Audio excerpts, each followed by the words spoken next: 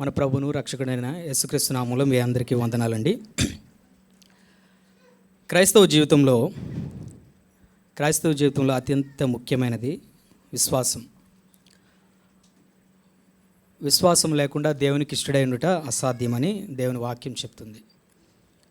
కాబట్టి సైతానుడు మన విశ్వాసాన్ని దొంగిలించడానికి అనేక రకాలుగా ప్రయత్నిస్తాడు. ఎప్పుడైతే మన విశ్వాసం పెరుగుతుందో వెంటనే సైతానుడు దాన్ని ఎలాగైనా పడగొట్టాలని అనేక రకాలైన తన ఆయుధాలతో ప్రయత్నిస్తుంటాడు. సైతానుకు మన విశ్వాసాన్ని దెబ్బతీయడానికి అనేక ఆయుధాలు ఉన్నాయి. అందులో మెయిన్ వెపన్స్, ఇంపార్టెంట్ వాడికి ఉన్న మెయిన్ వెపన్స్ ఏంటంటే 3. అవి ఒకటి అబద్ధము అనేది వాడి యొక్క ప్రధానమైన ఆయుధం. ఎప్పుడైతే దేవుని వాక్యం బట్టి మనం బలపడతామో వెంటనే ఒక అబద్ధాన్ని తీసుకొచ్చి ఆ విశ్వాసాన్ని దొంగలిస్తాడు. రెండోది ఏంటంటే మోసపరుస్తాడు. నకిలీ దాన్ని చూపించి మోసం చేసి ఆ యొక్క విశ్వాసాన్ని దొంగిలిస్తాడు. మూడవది ఏంటంటే భయపెడతాడు. అమ్మో మీరు నష్టపోతారు, మీకేం దొరకదు, మీరు కోల్పోతున్నారు అని భయపెట్టి విశ్వాసాన్ని తీసేస్తాడు. కాబట్టి మనం చాలా జాగ్రత్తగా ఉండాలి. మన క్రైస్తవ జీవితంలో విశ్వాసాన్ని కాపాడుకోవాలి. అయితే మంచి న్యూస్ ఏంటంటే ప్రభువైన యేసు సాతానుపై విజయం పొందాడు. సిలువలో ఆయన సైతాన్ను ఓడించాడు, మరణించి తిరిగి లేచాడు.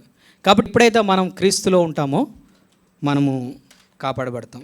సరే, వాక్యం కొరకు ఆరాధన కొరకు మన వాక్యం రోమా 8:1-2 వచనాలు చదువుకుందాం. రోమా అందరం కలిసి చదువుకుందాం. రోమిల్కి రాసిన పత్రిక 1-2 అందరం చదువుదామండి.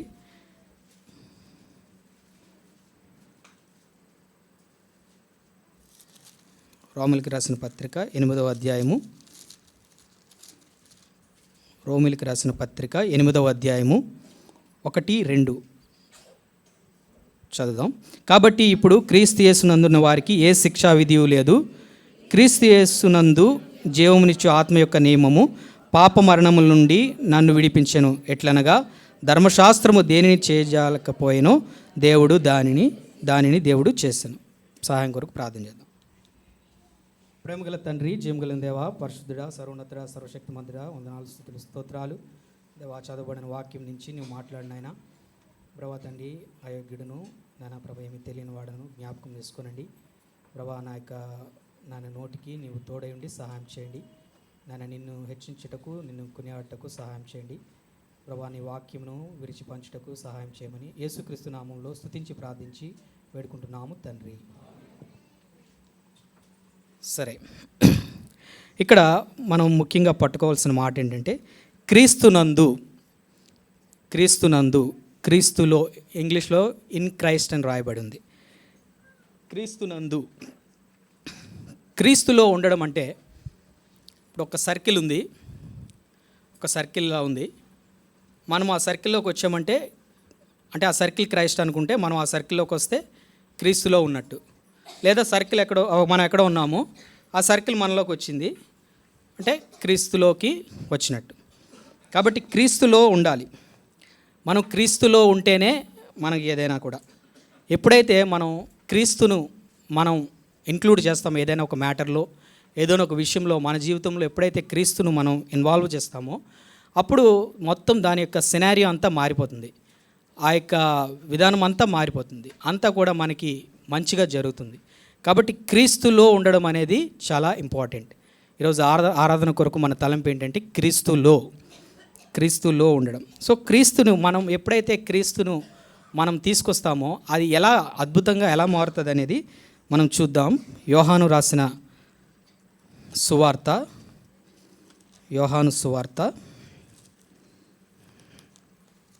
8వ అధ్యాయము. యోహాను సువార్త 8వ అధ్యాయము. ఇక్కడ 8వ అధ్యాయము 2-11 వచనాలు మనం చూసినట్లయితే ఇక్కడ ఒక కార్యం జరిగింది. ఇక్కడ ఒక సమస్య వచ్చింది. సమస్య వచ్చినప్పుడు దాన్ని యేసుక్రీస్తు దగ్గరికి తీసుకొచ్చారు. అయితే ఇక్కడ మనం చూసినట్లయితే 3వ వచనంలో రాయబడి ఉంది, ఒక స్త్రీ పాపంలో ఉంది. అది స్త్రీయే కావచ్చు, పురుషుడైనా కావచ్చు. పాపంలో ఒక స్త్రీ పట్టబడింది, లేదా ఒక పాపంలో ఒక పురుషుడు పట్టబడ్డాడు. పట్టబడినప్పుడు వాళ్ళు ఏం చేశారంటే ధర్మశాస్త్రం ప్రకారంగా ఏం చేయాలి అని ఆలోచించినప్పుడు దానికి శిక్ష ఎలా ఉందంటే చాలా భయంకరంగా ఉంది. కాబట్టి పాపము ఏం చేస్తుందంటే చాలా భయంకరమైనది. పాపం వలన ఏమొస్తుంది? మనకి నిందలు వస్తాయి. పాపం వలన ఏమొస్తాయి? శ్రమలు వస్తాయి. పాపం వలన నష్టం వస్తుంది. పాపం వలన వ్యాధులు వస్తాయి. పాపం ఏం చేస్తుంది? దేవునికి మనల్ని దూరం చేస్తుంది. మనకి మనశ్శాంతి లేకుండా మన సంతోషాన్ని తీసుకుపోతుంది పాపం. అంతేకాకుండా పాపం చివరికి మరణాన్ని తీసుకొస్తుంది. కాబట్టి అంత భయంకరమైనది పాపం అనేది సామాన్యమైనది కాదు, చాలా భయంకరమైనది. సో ఇటువంటి పాపములో ఆ వ్యక్తి దొరికినప్పుడు నిజంగా అక్కడ మనం కానీ ఆలోచిస్తే, ఎప్పుడైతే ఆ పాపంలో పట్టబడ్డారో అతని సొంత కుటుంబీకులే ఆమెను వెలివేస్తారు. నువ్వు ఇంకా మా దగ్గర ఉండడానికి నీకు వీల్లేదు, ఇటువంటి పాపం నువ్వు చేస్తావా అని చెప్పేసి వెలివేస్తారు. సంఘం ఏం చేస్తుంది? సంఘం అంటే అక్కడ ఉన్న శాస్త్రులు, పరిచయులు, అంటే పెద్దలు, ఊరి పెద్దలు, ఊరివారు కూడా నువ్వు ఇలాంటి పాపం చేస్తావా, నువ్వు ఇంత పాపివా, నువ్వు ఇక్కడ ఉండకూడదు, నీకు ఎటువంటి శిక్ష కలగాలి, నీకు మరణం కలగాలి. సో ఎప్పుడైతే పాపంలో ఉంటామో, అంత భయంకరమైన పాపంలో ఉంటామో, అది చిన్నదైనా పెద్దదైనా, ఎప్పుడైతే పాపంలో ఉంటామో మన వాళ్ళు మనల్ని వేరుపరుస్తారు, సమాజం కూడా వెలివేస్తుంది. ఫర్ ఎగ్జాంపుల్ నా గురించి మీకు అందరికీ తెలియదు. ఒకవేళ నాలో ఒక్కొక్కసారి వచ్చే ఆలోచనలు గన నా భార్యకి తెలిస్తే తను అంగీకరించదు, వద్దు అంటది. లేదా సమాజంకి తెలిస్తే చీ అంటారు. సో అటువంటి స్థితిలో ఉన్నవారిని దేవుడు క్షమించాడు. దేవుడు ఏం చేశాడు? అంగీకరించాడు. అది దేవుని యొక్క గొప్పతనం. ఎందుకంటే నా గురించి మీకు తెలియకపోయినా దేవునికి సమస్తం తెలుసు కాబట్టి ఇక్కడ మనం గమనించాల్సింది ఏంటంటే, ఎప్పుడైతే ఆ పాపంలో పట్టబడారో కుటుంబం వదిలిపెట్టింది, సంఘం వదిలిపెట్టింది. సరే పోనీ ఇంకెవరైనా రక్షిస్తారా, ఇంకెవరున్నారు? పరలోకంలో దూతలు ఉంటాయి, దూతలు ఏమైనా కనికర పడతాయా అనుకుంటే దూతలు కూడా కనికరపడవు. కనికరపడేది ఎవరంటే ఒక్క మన దేవుడే. మన యేసయ్యే మన మీద కనికరపడతాడు. పాపం చేసినా కూడా మనం ఎప్పుడైతే పశ్చాత్తాపడతామో మన దేవుడే మనల్ని కనికరిస్తాడు. చూడండి, ఒకసారి దావీదు కూడా ఒకసారి పాపంలో పడినప్పుడు దేవుడు తనకి 3 ఆప్షన్స్ ఇచ్చాడు. కోరుకో, నిన్ను చదువుదాం ఒకసారి. 2వ సమూయేలు 24:15 ఉంటుంది. 2వ సమూయేలు 2వ సమూయేలు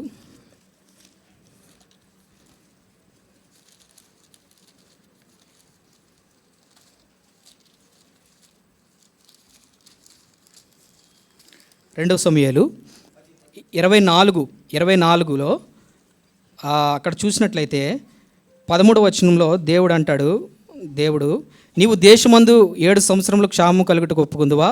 నిన్ను తరుముచున్న నీ శత్రువులు ఎదుట నిలువ లేక 3 నెలలు పార్పుటకు ఒప్పుకుందువా? 3 దినములు నీ తెగులు రేగుటకు ఒప్పుకుందువా అని దేవుడు 3 ఆప్షన్లు ఇచ్చినప్పుడు దావీదు ఏం చేస్తాడు? ప్రభువా, నీ చేతిలోనే పడతాను, ఎందుకంటే నీవు వాత్సల్యం గలవాడు, కృప కలిగిన వాడు అని. అక్కడ ఏం జరిగింది? సరే 3 దినములు కదా శిక్ష పొందాలి. సరే 3 దినములు దేవుడు ఆజ్ఞ ఇచ్చాడు దూతకి. దావీదు ఇశ్రాయేలీయుల పాపం చేశాడు కాబట్టి ఆ దేశాన్ని నువ్వు శిక్షించాలి అని దేవుడు దూతకి ఆజ్ఞ ఇచ్చాడు. వెళ్ళి 3 దినములు ఆ యొక్క తెగులుతో ఇశ్రాయేలును సంహరించి అన్నప్పుడు ఆ దూత అక్కడ రాయబడి ఉంది, ఉదయం మొదలుకొని సమాజపు కోట వేళ వరకు ఆ దూత విజృంభించినప్పుడు ఒక్క దినమందే 70,000 మంది చనిపోయారు. అప్పుడు దేవుడు అక్కడ 16వ వచనం చూస్తే, యెహోవా ఆ కీడు చూచి సంతాపం ఉంది, అంతే చాలు, నీ చెయ్యి వెనక్కి తీయమని వెనకకు తీశాడు. ఒకవేళ దేవుడే కనుక అక్కడ ఆపి ఉండకపోతే, కనికరించి ఉండకపోతే, ఇంకో 2 దినములు కూడా ఆ దూత కనికరం లేకుండా సంహరించి మొత్తము దాదాపు అంటే రోజుకి 70,000 చొప్పున 2,10,000 మందిని చంపడానికి ఆ దూత రెడీగా ఉంది. అయితే దేవుడు చాలు, ఇంకా ఆ శిక్ష చాలు అని కనికరపడ్డాడు. కాబట్టి దేవుడే కనికరం కలిగిన వాడు. మనం ఎంత భయంకరంగా పడిపోయినా చెడిపోయినా దేవుడే కనికరం కలిగిన వాడు.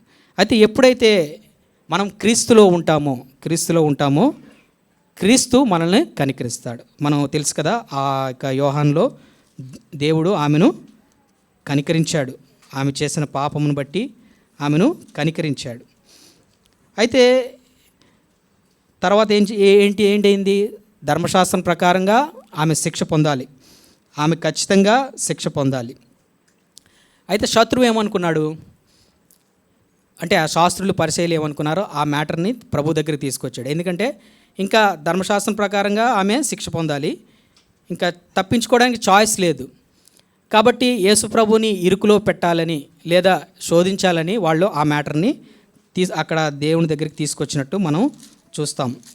చూడండి 8వ అధ్యాయంలో యోహాను సువార్త 8వ అధ్యాయము 6వ వచనంలో చూస్తే, ఆయన మీద నేరం మోపవాలనని ఆయనను శోధించుచు ఇలాగున అడిగిరి. అయితే యేసు వంగి నేల మీద ఏమో రాయిచుండెను. అలాగే 7వ వచనంలో, వారాయన్ను పట్టు వదలక అడుగుచుండగా ఆయన తల ఎత్తి చూచి. సో పట్టు వదలలేదు, అడుగుతున్నారు. ఎందుకు శత్రువు అంతగా యేసుప్రభుని ఆ విషయం గురించి అడగాల? ఏమి పాపం చేశారు కదా, శిక్షించవచ్చు కదా అంటే వాళ్ళు ఏమనుకున్నారంటే, ఇంకా యేసుప్రభు తప్పించుకోలేడు, ధర్మశాస్త్రం రాయబడి ఉంది, క్లియర్గా రాయబడి ఉంది, ఈమె క్లియర్గా పాపం చేసింది, సో కాబట్టి ఇంకా చాయిస్ లేదు అని, ఇంకా ఏమీ దారి లేదు, ఎలాగైనా యేసుప్రభుని జయించగలము అని శత్రువు అనగా పరిసయ్యులు శాస్త్రులు అనుకున్నారు. అయితే దేవుడికి ఏదైనా అసాధ్యం అంటే కాదు. ఇలాంటి సందర్భం ఒకసారి ఇశ్రాయేలు కూడా వచ్చింది. ఇశ్రాయేలీలు ఐగుప్తు నుంచి బయటకు వచ్చినప్పుడు ఎర్ర సముద్రం దగ్గరికి వచ్చారు. 2 వైపులా అరణ్యం ఉంది, ఎదురుగా సముద్రం ఉంది, వెనక చూస్తే శత్రువు వస్తున్నాడు. ఇంకా వాళ్ళు ఎక్కడికి వెళ్తారు? ఎలా అవుతుంది? అరణ్యంలోనా వెళ్ళలేరు. సముద్రం అంటే దాని యొక్క నియమం ఒప్పుకోదు, సముద్రము విభాగింపబడడానికి ఒప్పుకోదు. ఇంకా శత్రువు అనుకున్నాడు, ఎలాగైనా నేను పట్టుకుంటానని చెప్పేసి. అయితే దేవుని మహాకృప ఏంటంటే, అక్కడ దేవుడు ఏం చేశాడు? వెంటనే ప్రభువు ఆయన ఏమన్నాడు ఇక్కడ చూడండి. వెంటనే ఆ 7వ వచనంలో, మీలో పాపము లేనివాడు మొట్టమొదటి రాయి ఆమె మీద వేయి వచ్చినని వారితో చెప్పి, వెంటనే దేవుడు తన యొక్క అద్భుతమైన జ్ఞానం చొప్పున మీలో పాపం లేనివాడు మాత్రమే ఆమెను శిక్షించండి అని చెప్పేసి అన్నాడు. అనగానే ఇంకా వాళ్ళు ఏమి మాట్లాడలేకపోయారు. అక్కడ పెద్దవారు మొదలుకొని చిన్నవారి వరకు అందరూ ఒకరు వెంబడి ఒకరు వెళ్ళిపోయి ఆమెను శిక్షించకుండా అక్కడే వదిలివేశారు. అలాగే అక్కడ మనకి ఇశ్రాయేలీల యొక్క దీనిలో చూస్తే ఏం చేశాడు? ఆ యొక్క ధర్మశాస్త్రమును ఏ విధంగా ఓవర్కమ్ చేసి దేవుడు ఆమెను రక్షించడానికి ఆ మాట చెప్పాడో, అలాగే నీటి యొక్క నియమాన్ని, నీరు యొక్క లా ఒప్పుకోదండి అది విభాగింపబడడానికి. అది ఎందుకంటే అది ఒక ఫార్ములాతో తయారు చేయబడింది. నీరు, దాని గురుత్వాకర్షణ శక్తి, అది విభాగింపబడడానికి ఒప్పుకోదు. కానీ దేవుడు దాన్ని తన శక్తి చేత విభాగించబడి తన ప్రజలు వెళ్ళుటకు మార్గంను ఏర్పాటు చేశాడు. ఇది ఎప్పుడు చేశాడు ప్రభు? Before Calvary. ధర్మశాస్త్రము ఎప్పుడు కొట్టివేయబడిందంటే, యేసుక్రీస్తు యొక్క మరణించినప్పుడు ధర్మశాస్త్రము ఇంకా పాపము యొక్క మరణపు ముళ్ళును ఆయన విరిచివేశాడు సిలువలో. కానీ దానికన్నా ముందే దేవుడు ఏం చేశాడో, ధర్మశాస్త్రమును ఈవెన్ క్లియర్గా అది శిక్షించబడాలని రాసినా కూడా తన యొక్క జ్ఞానం చెప్పున ఓవర్కమ్ చేశాడు. ఎంత గొప్ప దేవుడు! ఎందుకు చేశాడంటే, ఒక పాపిని రక్షించడానికి. అయితే ప్రభు యొక్క జ్ఞానము గొప్పది. ఎప్పుడైతే మనం క్రీస్తులో, ఎందుకంటే వాళ్ళు ఏం చేశారు, వాళ్ళు శిక్షించకుండా దేవుణ్ణి ఎలాగైనా చిక్కులో పెడదామని దేవుని దగ్గరికి తీసుకొచ్చారు కాబట్టి ఆమెకు రక్షణ దొరికింది. ఆ రోజు ఆమె రక్షించబడింది అంటే గాన కారణం ఏంటంటే దేవుడి దగ్గరికి రాబడింది. మనం కూడా ఎప్పుడైనా ఏదైనా నిరాశలో, పాపం వలన నష్టంలో, పాపం వలన కష్టంలో, లేదంటే ఏదైనా వ్యాధిలో, ఇబ్బందిలో ఉంటే వెంటనే ఆ మ్యాటర్ని ఏం చేయాలా? ప్రభువు దగ్గరికి తీసుకురావాలా, క్రీస్తులో ఉండాలా. అప్పుడు ఉంటే మనకి దేవుడు ఏం చేస్తాడు? ఒకటి, క్రీస్తులో ఉంటే మనల్ని కనికరిస్తాడు. క్రీస్తులో ఉంటే కష్ట సమయాల్లో ఆయన ఏం చేస్తాడు? మార్గము తెరుస్తాడు. మనం చూసినట్లయితే అనేక సమయాల్లో మనం కూడా చాలాసార్లు అనుభవించుంటాం. ఎన్నో ఇంకా హోప్ లేదు ప్రభువా, నిరీక్షణ లేదు, ఇంకా లేదు అనేటప్పుడు దేవుడు అద్భుత రీతిలో మార్గం తెరిచి ఆ సమస్య నుంచి విడుదల చేసే సందర్భాలు ఎన్నో దైవజనుల యొక్క అనుభవాల్లో ఉన్నాయి.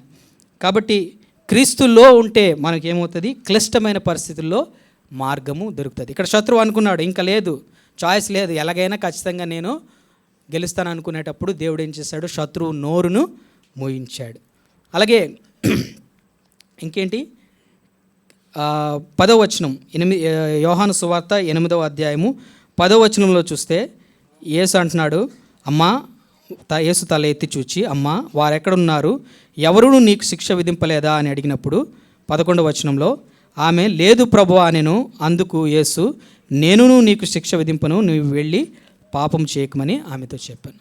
కాబట్టి ప్రభువు శిక్షను రద్దు చేయడమే కాకుండా ఆ శిక్షను వేయవలసిన వారెవరు? ప్రభువే. కానీ ఆ శిక్షను ఆయన వేయలేదు. ఆయన వేయకుండా ఆ శిక్షను ఆయనే భరించాడు.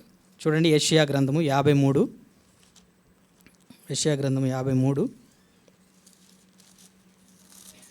నేను చదువుతాను. యెషయా గ్రంథం 53 5వ వచనము, మన అతిక్రమ క్రియలను బట్టి అతడు గాయపరచబడెను, మన దోషములను బట్టి నలుగగొట్టబడెను, మన సమాధానార్థమైన శిక్ష అతని మీద పడెను, అతడు పొందిన దెబ్బల చేత మనకు స్వస్థత కలుగుచున్నది. కాబట్టి పాపముకు వలన కలిగే ఆ శిక్షను, మరణ శిక్షను కానీ, ఆ దెబ్బలను కానీ, ఆ నిందలను కానీ అదే కదా కలుగుతాయి. చిన్న పాపం అయితే నింద వస్తుంది, ఇంకొంచెం అయితే దెబ్బలు వస్తాయి, ఇంకొంచెం అయితే ఇంకా కఠినమైన దెబ్బలు తగులుతాయి. ఇంకా భరించలేని పాపం అంటే మరణము దొరుకుతాయి. మరణమే దానికి. కాబట్టి ఇవన్నీ కూడా సిలువలో ప్రభువు అనుభవించడం మనం చూస్తాం. ఆయన్ను పిడిగుద్దులు గుద్దారు, ఆయన ముఖం మీద ఉమ్ము వేశారు, ఆయనను కొరడాలతో కొట్టారు, హింసించారు, ఆయన వస్త్రం లాగివేశారు, మేకులతో కొట్టారు, ఇంకా సిలువలో వారికి ఇష్టం వచ్చినట్లుగా చేసి ఆయనను హింసించి మరణమునకు అప్పగించారు. కాబట్టి ఇంత కష్టము, ఇవన్నీ కూడా ఎందుకంటే ఇక్కడ రాయబడి ఉంది, మన అతిక్రమ క్రియలను బట్టి అతడు గాయపరచబడి, మన దోషములను బట్టి నలగొట్టబడి. కాబట్టి ప్రభువు ఏం చేశాడు? ఆమెను శిక్షింపలేదు. అమ్మా, నేను నీకు శిక్ష విధింపును, కానీ ఆ శిక్షను నేను భరిస్తాను. ఎక్కడ భరించాడు ఆ శిక్షను? సిలువలో ఆయన భరించాడు. కాబట్టి ప్రభువు క్రీస్తులో మనం ఉంటే ఏమవుతుంది? మన శిక్ష తొలగిపోతుంది. క్రీస్తులో ఉంటే మనకి శిక్ష తొలగిపోతుంది. క్రీస్తులో మనకి కనికరం దొరుకుతుంది. క్రీస్తులో మనకి కష్ట సమయంలో మార్గం దొరుకుతుంది. క్రీస్తులో మన యొక్క శిక్ష తొలగిపోతుంది. అలాగే ఎఫెసీలకు రాసిన పత్రిక 1వ అధ్యాయము 3వ వచనము అందరం కలిసి చదువుకుందాం. ఎఫెసీ రాసిన పత్రిక 1వ అధ్యాయము 3వ వచనము అందరం కలిపి చదువుదామండి. మన ప్రభు అయిన యేసుక్రీస్తు యొక్క తండ్రి యగు దేవుడు స్తుతింపబడునుగాక. ఆయన క్రీస్తు నందు పరలోక విషయంలో ఆత్మ సంబంధమైన ప్రతి ఆశీర్వాదమును మనకు అనుగ్రహించును. కాబట్టి ఇక్కడ కూడా క్రీస్తు నందు అనగా క్రీస్తుల్లో మనకి ఏమి ఇస్తున్నాడంట? ఆత్మ సంబంధమైన ప్రతి ఆశీర్వాదమును, పరలోక విషయంలో ఆత్మ సంబంధమైన ప్రతి ఆశీర్వాదమును మనకు అనుగ్రహిస్తుంది. ఆత్మ సంబంధమైన ఆశీర్వాదాలు అనేకమైనవి ఉన్నాయి. అయితే క్లుప్తంగా ఒక 3 చూద్దాము. ఆత్మ సంబంధమైన ఆశీర్వాదాలు అపోస్తల కార్యము 4వ అధ్యాయము 32వ వచనం. అపోస్తల కార్యము 4వ అధ్యాయము 32వ వచనము అందరం కలిపి చదువుకుందాం. విశ్వసించిన వారందరూ ఏకహృదయమును ఏకాత్మయు గలవారై ఉండిరి. ఎవడునూ తనకు కలిగిన వాటిలో ఏదియు తనదని అనుకోలేదు. వారికి కలిగినదంతయు సమిష్టిగా ఉండెను. కాబట్టి పరిశుద్ధాత్మ వలన ప్రభు మనకు అనుగ్రహించే ఈ యొక్క ఆశీర్వాదం ఏంటంటే ఏకహృదయము, ఏకాత్మ అంటే ఐక్యత. ఇక్కడ మనమందరం రకరకాల ప్రజలము, అయితే క్రీస్తు నందు మనమందరము సహోదరులము, క్రీస్తు నందు మనమందరము ఆత్మీయులము, ఒకరికొకరు ఒక కుటుంబ సభ్యుల వలె ఉన్నామంటే దాని అర్థం ఏంటంటే క్రీస్తు యొక్క ఆశీర్వాదం. అయితే అటువంటి భావన మనలో లేదంటే ఇంకా ఆశీర్వాదం మనకి రాలేదని అర్థం. మన తోటి సహోదరుడు, మన యొక్క సంఘంలో ఉన్న మన సహోదరుడు మనవాడు అని ఏకాత్మ కలిగి మనం ఉన్నాము అంటే దాని అర్థం ప్రభు మనకి ఐక్యత అనే ఆశీర్వాదాన్ని మనకి ఇచ్చాడని. లేదు అంటే ఇంకా ఆశీర్వాదం మనం పొందడానికి ఇంకా తక్కువలో ఉన్నామని. కాబట్టి ఎప్పుడైతే ఆత్మీయంగా మనం దేవుని యొక్క ఆశీర్వాదంలో ఉంటామో ఇది జరుగుతుంది. విశ్వసించిన వారందరూ ఏక హృదయము ఏకాత్మ. ఒకరి కష్టంలో ఒకరి కొరకు ఒకరు ప్రార్థన చేయడం, ఒకరి అవసరతలో ఒకరు సహాయపడడం, ఇదంతా కూడా ఎలా జరుగుతుంది అంటే దేవుని యొక్క ఆత్మ వలన. కాబట్టి క్రీస్తులో ఉంటే మనకి ఈ యొక్క ఐక్యత కలిగిన ఆత్మ మనకి దొరుకుతుంది. అలాగే క్రీస్తులో మనకి ఇంకో దొరికే ఆశీర్వాదం ఏంటంటే విశ్వాసము క్రీస్తులో దొరుకుతుంది. మనం ఇందాక చెప్పుకున్నాం కదా విశ్వాసం ఎంత ముఖ్యమో. కాబట్టి ఇంత ఇంపార్టెంట్ అయిన విశ్వాసం కూడా క్రీస్తులోనే దొరుకుతుంది. చూడండి, ఒకసారి పేతురు మనం గమనిస్తే పేతురు యొక్క విశ్వాసము పరీక్షించబడినప్పుడు 2 సార్లు పేతురు ఫెయిల్ అయిపోయాడు. ఒకసారి పేతురు నీళ్ల మీద నడిచినప్పుడు ప్రభు యొక్క వాగ్దానంను పట్టుకొని ప్రభు అన్నాడు, పేతురు నువ్వు కూడా నడు అన్నప్పుడు అంటే దేవుడు వాగ్దానం ఇచ్చినట్టే. సో ఆ వాగ్దానం పట్టుకొని నేను నడవగలనని చెప్పి పేతురు నడుస్తున్నాడు. వెంటనే సైతానుడు ఇక్కడ ఏ ఆయుధం వాడాడంటే భయం అనే ఆయుధం వాడాడు. ఒక గాలిని తెచ్చాడు, ఒక అలను రేపగానే వెంటనే పేతురు భయపడి ప్రభువా మునిగిపోతున్నాను అని వేడుకున్నాడు. అయితే ప్రభు అల్ప విశ్వాసి ఎందుకు సందేహపడుతువని ప్రభు అతన్ని చేపట్టుకొని లేపాడు. సరే, అక్కడ పేతురుకు వచ్చిన భయం ఏంటండి? మరణ భయం. పేతురు ఎందుకు భయపడ్డాడు? మునిగిపోతే చనిపోతాడని తన భయం. తర్వాత అలాగే ఇంకొకసారి పేతురు ప్రభు అన్నాడు, పేతురు ఇదిగో సాతాను మిమ్మల్ని కోరుకుంది, మిమ్మల్ని గోధుమల వలె జల్లించడానికి కోరుకుంది, అయితే మీ విశ్వాసం తొలగిపోకుండా నేను ప్రార్థన చేస్తున్నాను ప్రభు చెప్పాడు. సరే, అయితే ఆ పరిస్థితి ఏంటంటే వాళ్ళకి వచ్చిన పరిస్థితి ఏంటంటే యేసు ప్రభువును సిలువకు తీసుకువెళ్ళిపోయారు.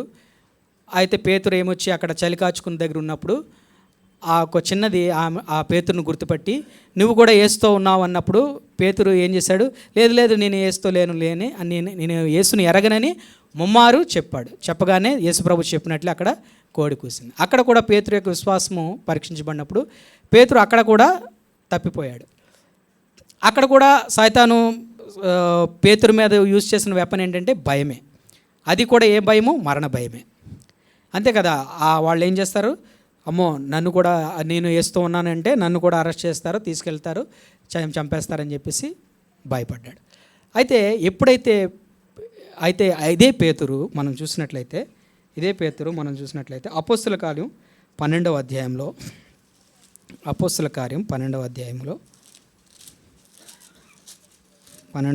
చూడండి. అపోస్తుల కార్యం 12వ అధ్యాయంలో 6-7 వచనాలు నేను చదువుతాను చూడండి. హేరోదు అతనిని వెలుపనికి తీసుకొని రావాలనుండగా ఆ రాత్రి పేతురు 2 సంకెళ్లతో బంధింపబడి 2 సైనికుల మధ్య నిద్రించుచుండెను. అలాగే 7వ వచనంలో ఇదిగో ప్రభువు దూత అతని దగ్గర నిలిచెను, అతడు ఉండిన గదిలో వెలుగు ప్రకాశించెను. దూత పేతురు పక్కను తట్టి త్వరగా లెమ్మని చెప్పి అతనిని లేపగా. ఇక్కడ ఏంటంటే యోహాను సహోదరుడైన యాకోబును హేరోదు రాజు అరెస్ట్ చేసి అతన్ని చంపించాడు. ఖడ్గంతో అతనిని నరికి చంపించాడు. ఇది బాగుంది, యూదులకు ఇష్టమైన కార్యం అని చెప్పేసి పేతురును కూడా తీసుకొచ్చి అరెస్ట్ చేశారు. సరే, అయితే పండగ ఉంది, ఇది అయిన తర్వాత పేతురును మళ్ళీ అందరి ముందు నరికి చంపాలని. సో పేతురుకు తెలుసు, ఏమని తెలుసు? ఆల్రెడీ యాకోబుని చంపించారు, నెక్స్ట్ నన్ను కూడా చంపేస్తారని పేతురుకు తెలుసు. మరి ఇంతకుముందు ఉన్న మరణ భయం ఉండాలి కదా. ఇప్పుడు ఆ మరణ భయం లేదు. పేతురు ఏం చేస్తున్నాడు? సంఖ్యలు ఉన్నా కూడా ఆ చెరసాలలో ఆ సైనికుల మధ్య హ్యాపీగా పడుకుంటున్నాడు. నాకేమి కాదులే, నా ప్రభు చూసుకుంటాడు. ఎందుకంటే క్రీస్తులో ఉన్నాడు. ఆయన పరిశుద్ధాత్మను పొంది క్రీస్తులో ఆ యొక్క పరలోక ఆత్మ సంబంధమైన ఆశీర్వాదం పొందాడు. కాబట్టి ఆయన ఏం చేస్తున్నాడు? హ్యాపీగా పడుకుంటున్నాడు. దూత వచ్చి లేపింది, పేతురు వెళ్దాం పద, అంటే వెళ్ళాలా, సరే పద అన్నట్టు. అలా ఎప్పుడైతే మనం క్రీస్తులో ఆశీర్వాదం పొందుకుంటాం, దేనికి భయపడం. ఆ విశ్వాసం ఏం చేస్తుందంటే మనకి ఎటువంటి పరిస్థితి అయినా, అలాంటి అలలు వచ్చినా, ఎవరైనా మనల్ని ప్రశ్నించినా, లేదా ఇలాగ బంధించినా, సైతాన్ని ఎంత తొందర పెట్టినా కూడా ఇటువంటి ఆత్మ సంబంధమైన ఆశీర్వాదం కనుక మనం పొందుకుంటే మన జీవితము ఇట్లా ఉంటుంది. అయితే అదంతా కూడా ఎప్పుడు జరుగుతుందంటే క్రీస్తుల్లో ఉన్నప్పుడు.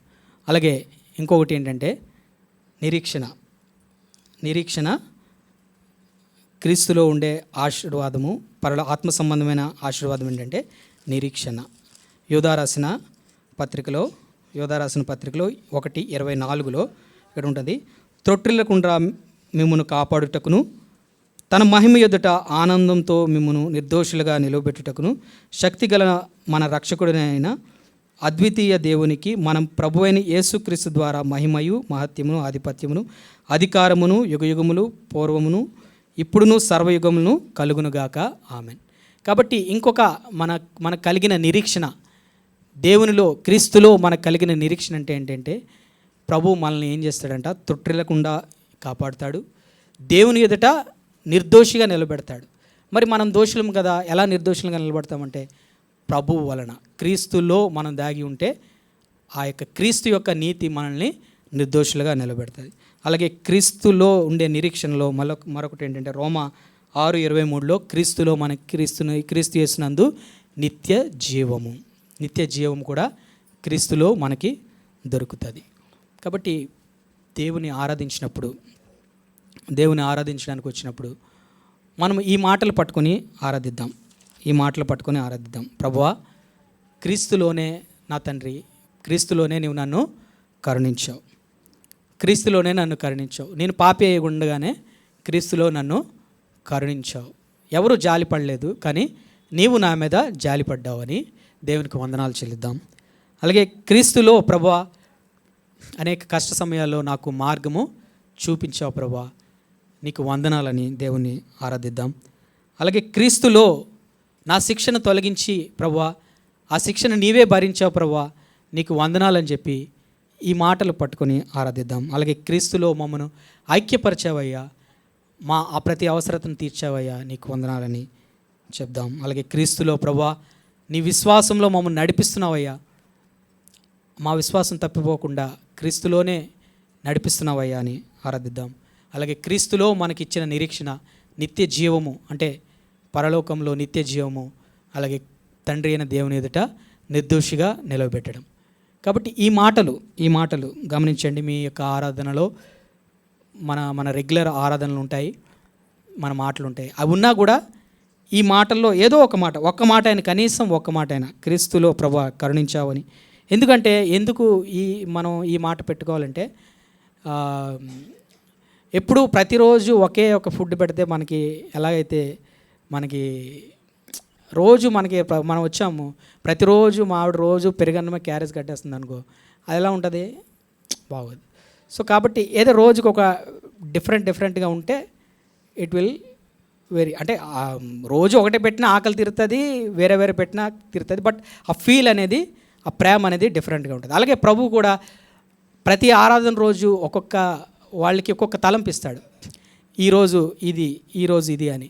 అంటే ప్రభు అది కోరుకుంటున్నాడు. సో మన ఆరాధనలో మన మాటలన్నీ ఎన్నున్నా కానీ అట్లీస్ట్ ఈ ఒక్క మాట అయినా పట్టుకొని మనం ఆరాధిస్తే ప్రభు సంతోషిస్తాడు. ప్రభువా, క్రీస్తులో నన్ను కరుణించావయ్యా, క్రీస్తులో నీవు నా కష్ట సమయంలో మార్గం చూపావయ్యా, క్రీస్తులో నా శిక్షను తొలగించావయ్యా, క్రీస్తులో నాకు ఐక్యత ఇచ్చావయ్యా, క్రీస్తులో విశ్వాసములో అభివృద్ధి చేసావయ్యా, క్రీస్తులో నాకు నిరీక్షణ ఇచ్చినందుకే నీకు వందనాలని చెప్పి ఈరోజు మనం దేవుని ఆరాధిద్దాం. Praise lord.